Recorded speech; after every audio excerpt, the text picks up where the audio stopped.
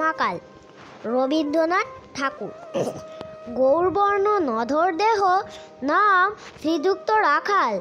জন্ম তাহার হয়েছিল সেই যে বছর আকাল। গুরুমশাই বলেন তারে, বুদ্ধি জেনে একেবারে। দ্বিতীয় ভাগ করতে সারা 6 মাস ধরে নকাল। রেগে মেগে বলেন বাঁদর, নাম দিনু তোর মাকাল।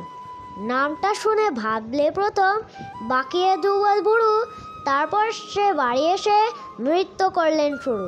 হঠাৎ ছেলের মাতন দেখি, সবাই তাকে শুধায় এ কি। সকলকে সে জানিয়ে দিল নাম দিয়েছেন গুরু।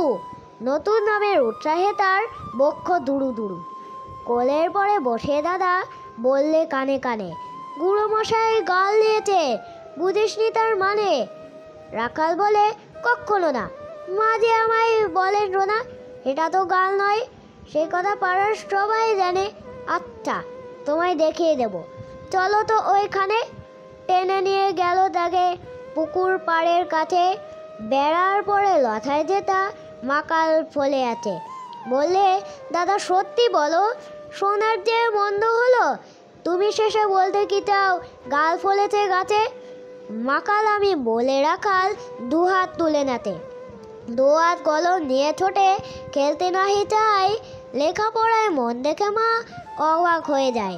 খাওয়ার বেলায় অবশেষে দেখেছিলেন কাণ্ড এসে।